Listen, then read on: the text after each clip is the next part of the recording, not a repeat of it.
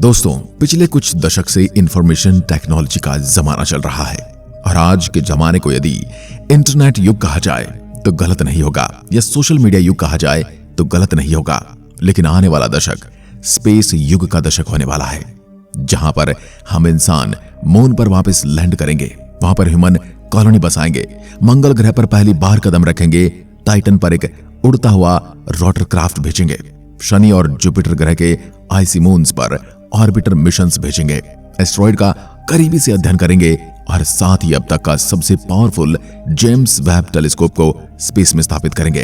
पर ये सभी मिशन कहीं न कहीं एक कॉमन सवाल का जवाब जानने की कोशिश करेंगे कि क्या धरती के अलावा इस विशाल ब्रह्मांड में कहीं और जीवन मौजूद है या नहीं। और इसी जीवन की तलाश के लिए इंसानों ने कई बार धरती से मैसेज भेजे हैं, यानी एलियंस को संदेश भेजने की कोशिश की है। तो आज हम उन्हीं पर बात करेंगे कि कौन कौन से संदेश हमने एलियंस को भेजे हैं और क्या हमें कोई जवाब भी मिला है। सबसे पहले बात करेंगे इंसानों द्वारा एलियंस को भेजे गए संदेश, यानी रेडियो मैसेज हम कैसे भेजते हैं। क्या हम इस विशाल ब्रह्मांड में अकेले हैं? Are we alone in the universe? The Morse message 1962।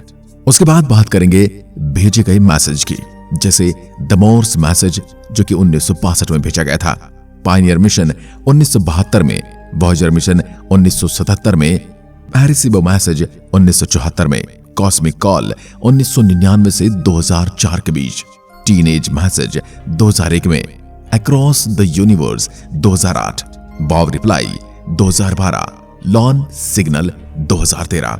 इन सभी विषयों पर आज हम डिटेल में बात करने वाले हैं। इस सवाल का जवाब जानने के लिए हम इंसानों ने पिछले कुछ दशकों से कि ब्रह्मांड में कहीं जीवन है या नहीं, और कॉन्स्टेलेशन में मौजूद पॉसिबल एलियंस के लिए कई रेडियो सिग्नल, एन्क्रिप्टेड मैसेज और कुछ यानों में आर्टिफैक्ट्स और गोल्डन रिकॉर्ड्स भेजे हैं, ताकि अगर हम आकाश गंगा के किसी कोने में कोई एलियन लाइफ मौजूद हो तो उन्हें हम इंसान के अस्तित्व का पता चल सके और वो हमसे संपर्क करने की कोशिश कर सके।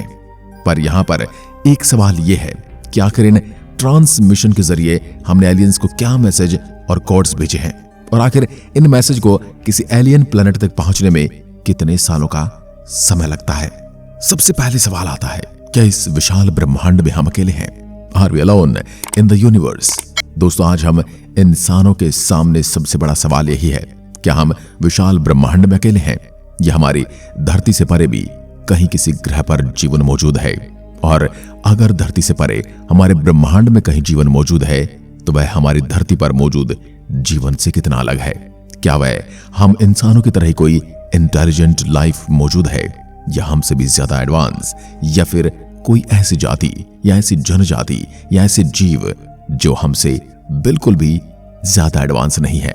इन सवालों का जवाब जानने के लिए हम इंसानों ने कई मिशन के जरिए हमारे आकाश गंगा में मौजूद एक्सोप्लैनेट्स का अध्ययन करना शुरू किया, और साथ ही हमने दूसरे स्टार सिस्टम में कॉन्स्टेलेशंस में मौजूद किसी पॉसिबल एलियन स्पीसीज के लिए रेडियो सिग्नल्स, एन्क्रिप्टेड मैसेज और साथ ही स्पेस मिशन में कोडेड रिकॉर्ड भी भेजना शुरू कर दिया, ताकि धरती से परे मौजूद किसी एलियन स्पीसीज को हम इंसानों के अस्तित्व का पता चल सके और रेडियो सिग्नल के जरिए वो हमसे संपर्क कर पाए।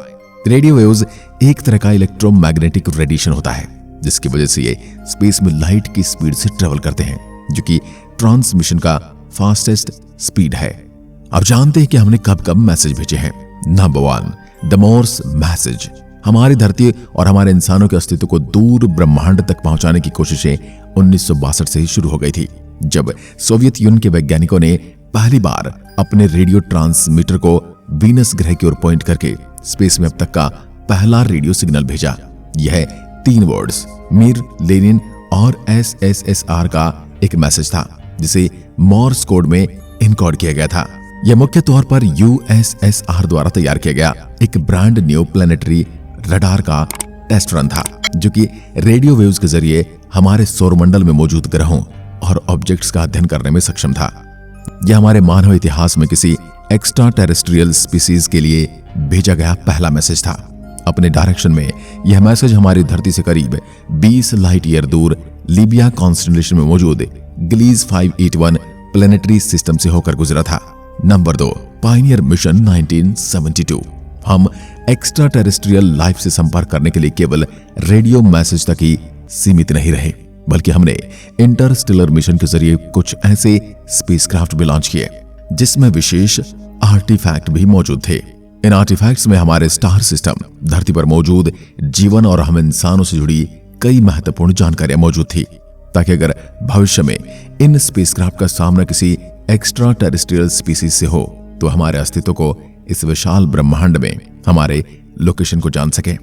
अगर किसी स्पेसक्राफ्ट के जरिए एक्स्ट्रा टेरेस्ट्रियल लाइफ को मैसेज भेजने की बात करें तो सबसे पहले 1972 व 1973 में लॉन्च की गई पायनियर 10 और पायनियर 11 मिशनों के साथ एक मेटल प्लेट्स लगाई गई थी।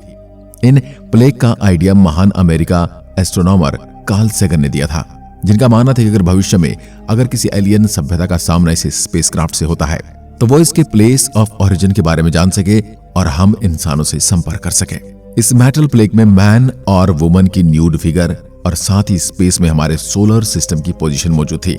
पायनियर 10 टॉरस कॉन्स्टेलेशन में मौजूद एल्डेब्रैन तारे की ओर बढ़ रहा है, जिसे इस स्टार सिस्टम तक पहुंचने में और 2 मिलियन सालों का समय लग जाएगा।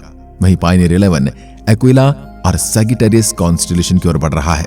ऐसे में यह आज से करीब 4 मिलियन सालों बाद इस कॉन्स्टेलेशन में मौजूद स्टार के करीब से होकर गुजरेगा। Number 3 Voyager mission 1977। वहीं इसके बाद 1977 में लॉन्च किए गए वॉयेजर 1 और वॉयेजर 2 मिशनों के साथ भी एक विशेष फोनोग्राफ रिकॉर्ड भेजा गया था, जिसे गोल्डन रिकॉर्ड के नाम से जाना जाता है। आप गोल्डन रिकॉर्ड को पायनियर मिशनों में लगाए गए मेटल प्लेट का एक अपग्रेडेड वर्जन भी कह सकते हैं, जिसे महान एस्ट्रोनॉमर कार्ल सेगन की टीम ने डिजाइन किया था। इन गोल्डन रिकॉर्ड्स को वॉयेजर मिशन में लगाने का मुख्य उद्देश्य दूर ब्रह्मांड में मौजूद एक्स्ट्रा टेरेस्ट्रियल लाइफ को एक संदेश भेजना था, ताकि वो हम इंसानों के अस्तित्व के बारे में जान सके और हमसे संपर्क कर सकें। गोल्डन रिकॉर्ड में कई तरह के साउंड्स और फोटोग्राफ्स मौजूद हैं, जो कि हमारी धरती पर मौजूद विभिन्न प्रकार के लाइफ और कल्चरल डाइवर्सिटी को दर्शाता है। हालांकि वॉयेजर मिशन किसी पर्टिकुलर स्टार की ओर नहीं बढ़ रहे हैं, पर वॉयेजर 1 मिशन आने वाले करीब 40,000 सालों में ग्लीज 445 तारे से केवल 1.6 लाइट ईयर करीब से होकर गुजरेगा। वहीं वॉयेजर 2 मिशन आने वाले करीब 42,000 सालों में रॉस 248 तारे से मात्र 1.7 लाइट ईयर और 2 लाख सालों बाद सेरेस तारे से 4.3 लाइट ईयर करीब से होकर गुजरेगा। Number 4 Arecibo message 1974। वहीं इसके बाद किसी एलियन स्पीसीज को इंटरस्टेलर रेडियो मैसेज भेजने वाली अगली कोशिश 1974 में वैज्ञानिकों के एक दल द्वारा की गई थी, जिसमें फ्रैंक ड्रेक और कार्ल सेगन जैसे महान एस्ट्रोनॉमर्स भी शामिल थे। इस रेडियो मैसेज को एरेसीबो मैसेज के नाम से जाना जाता है, जिसे एरेसीबो ऑब्जर्वेटरी के जरिए हमारी धरती से करीब 25,000 लाइट ईयर दूर मौजूद मैसेर 13 स्टार क्लस्टर की ओर भेजा गया था। इस रेडियो मैसेज में 1679 बिट्स का डेटा मौजूद था, जिसे अगर सही तरह से ट्रांसलेट किया जाता तो इसमें एक human stick figure, double helix DNA structure, carbon atom model और टेलीस्कोप का एक डायग्राम मौजूद था। इस मैसेज को भेजने का मुख्य मकसद दूर स्पेस में मौजूद एक्स्ट्रा टेरेस्ट्रियल लाइफ को हम इंसानों और धरती के अस्तित्व के बारे में बताना था। एरेसीबो मैसेज को अपने डेस्टिनेशन यानी मैसेर 13 स्टार क्लस्टर तक पहुंचने में करीब 25,000 सालों का समय लग जाएगा, और हो सकता है तब तक यह डेंस स्टार क्लस्टर अपने सेंटर कोर से थोड़ा खिसक जाए। Number 5 cosmic call 1999-2004। अगली कोशिश टीम एनकाउंटर नामक एक टेक्सास बेस्ड स्टार्टअप द्वारा 1999 और 2003 में की गई थी। कॉस्मिक कॉल मुख्य रूप से 2 सेट का इंटरस्टेलर रेडियो मैसेज था, जिसे क्रीमिया में मौजूद RT-70 रेडियो टेलीस्कोप द्वारा हमारे सूर्य के समीप मौजूद दूसरे स्टार सिस्टम को भेजा गया था। ये ऐसे स्टार सिस्टम हैं जहां कई ऐसे ग्रह मौजूद हैं जो हैबिटेबल जोन में अपने तारे का चक्कर लगाते हैं। ऐसे में इन ग्रहों में किसी प्रकार के लाइफ फॉर्म होने की काफी संभावनाएं मौजूद हैं। सबसे पहले कॉस्मिक कॉल 1 के जरिए 1999 में 3 अलग अलग स्टार सिस्टम की ओर यह रेडियो मैसेज भेजा गया था, जो कि हमारी धरती से 50 से लेकर 70 लाइट ईयर दूर मौजूद है। लाइट की स्पीड से ट्रेवल कर रहे रेडियो मैसेज को इन स्टार सिस्टम तक पहुंचने में करीब 2051 से लेकर सन 2069 तक का समय लग जाएगा। वहीं कॉस्मिक काल 2 के अंतर्गत फिर एक बार 2003 में 4 अलग अलग स्टार सिस्टम की ओर एक रेडियो मैसेज भेजा गया, जो कि हमारी धरती से 30 से लेकर 44 लाइट ईयर दूर मौजूद है। ऐसे में इन रेडियो मैसेज को इन स्टार सिस्टम तक पहुंचने में सन 2036 से लेकर सन 2049 तक का समय लग जाएगा। Number 6, teen age message. Teen age message 2001 में भेजा गया एक इंटरस्टेलर रेडियो ट्रांसमिशन का सीरीज था, जिसे येवपाटोरिया प्लेनेटरी रडार की मदद से 6 अलग अलग सोलर टाइप स्टार की ओर भेजा गया था। इस रेडियो मैसेज के कंटेंट और उसके टारगेट स्टार सिस्टम को 4 अलग अलग रशियन सिटीज में मौजूद लोग द्वारा ऑनलाइन कोलैबोरेशन के जरिए चुना गया था। इन रेडियो मैसेज में 3 अलग अलग पार्ट्स मौजूद थे, जिसमें से एक साउंडिंग, एक लाइव देयरमैन कॉन्सर्ट और एक डिजिटल डेटा था जिसमें इमेज व टेक्स्ट मौजूद थे। यह इंसानों द्वारा स्पेस में भेजा गया चौथा इंटरस्टेलर रेडियो ट्रांसमिशन और अब तक का पहला म्यूजिकल इंटरस्टेलर रेडियो मैसेज था। इन रेडियो मैसेज के टारगेट के तौर पर हमारी धरती से 45 से लेकर 68 लाइट ईयर दूर मौजूद 6 अलग अलग स्टार सिस्टम्स को चुना गया था। ऐसे में मैसेज सन 2047 से लेकर सन 2070 तक इन स्टार सिस्टम तक पहुंचेगा। Number 7, across the universe 2008। Across the universe एक इंटरस्टेलर रेडियो मैसेज है, जिसके जरिए द बीटलेस नामक फेमस रॉक बैंड के गाने अक्रॉस द यूनिवर्स को स्पेस में ब्रॉडकास्ट किया गया था। इस रेडियो मैसेज को अमेरिकी स्पेस एजेंसी नासा द्वारा सन 2008 में डीप स्पेस नेटवर्क में मौजूद एक 70 मीटर विशाल डिश के जरिए हमारी धरती से करीब 433 लाइट ईयर दूर मौजूद पोलारिस स्टार सिस्टम की ओर भेजा गया था। इस रेडियो मैसेज को भेजने का मुख्य मकसद इस गाने के 40th एनिवर्सरी, नासा के डीप स्पेस नेटवर्क के 45th एनिवर्सरी और अमेरिकी स्पेस एजेंसी के 50th एनिवर्सरी को सेलिब्रेट करना था। यह मानव इतिहास में केवल दूसरा मौका था जब किसी गाने को रेडियो ट्रांसमिशन के जरिए डीप स्पेस में भेजा गया था। नंबर 8, वाव रिप्लाई। अभी तक हमने जो बात की वो उस पर बात की कि हमने स्पेस में क्या क्या भेजा है, लेकिन क्या हमें भी स्पेस से कोई मैसेज मिला है? चलिए जानने की कोशिश करते हैं। दोस्तों, अगर आप स्पेस और एलियंस में रुचि रखते हो तो आपको फेमस वाव सिग्नल के बारे में जरूर पता होगा। यह एक strong narrow band radio signal था जिसे 1977 में ओहायो स्टेट यूनिवर्सिटी के बिग ईयर रेडियो टेलीस्कोप द्वारा रिकॉर्ड किया गया था। ज्यादातर लोग इसे किसी एलियन स्पीसीज द्वारा हम इंसानों को भेजे गए किसी सिग्नल या मैसेज के तौर पर देखते हैं। सालों तक दुनिया भर के वैज्ञानिकों ने इस रेडियो मैसेज के ओरिजिन का पता लगाने की कोशिश करते रहे, पर उन्हें कोई बड़ी सफलता हाथ नहीं लगी, जिसकी वजह से उन्हें एक पॉसिबल एलियन सिग्नल का कोई रिप्लाई भी नहीं भेजा। ऐसे में आखिरकार सन 2012 में इस सिग्नल के 35th एनिवर्सरी के मौके पर वैज्ञानिकों ने इस सो कॉल्ड एलियन मैसेज का रिप्लाई भेजने का फैसला किया। वाव सिग्नल के रिप्लाई के तौर पर विशाल एरेसिबो ऑब्जर्वेटरी की मदद से एक डिजिटलाइज्ड सिग्नल इसके सोर्स की ओर भेजा गया।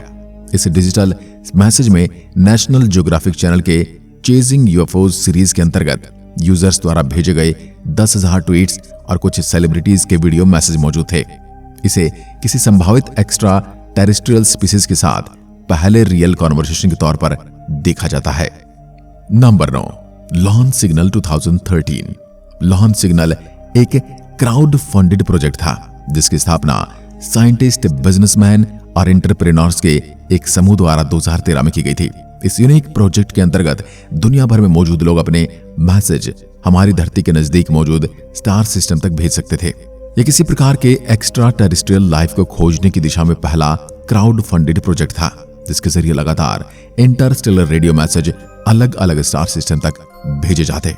इसके पहले डेस्टिनेशन के तौर पर हमारी धरती से करीब 17.6 लाइट ईयर दूर मौजूद रेड ड्वार्फ स्टार ग्लीज 526 को चुना गया, क्योंकि इस स्टार सिस्टम के ऑर्बिट में कई ऐसे प्लैनेट मौजूद हैं जहां किसी प्रकार का जीवन मौजूद होने की पूरी संभावना है, पर फंड्स की कमी के चलते कुछ समय बाद इस प्रोजेक्ट को बंद कर दिया गया।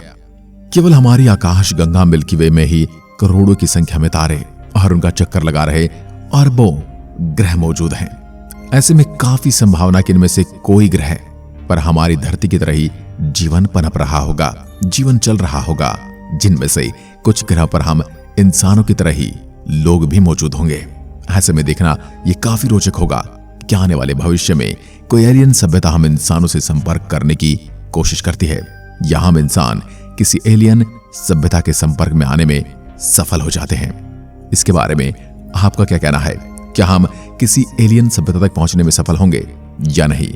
कमेंट में लिखकर जरूर बताएं। एक बार फिर मिलते हैं, तब तक के लिए नमस्कार, जय हिंद, जय भारत।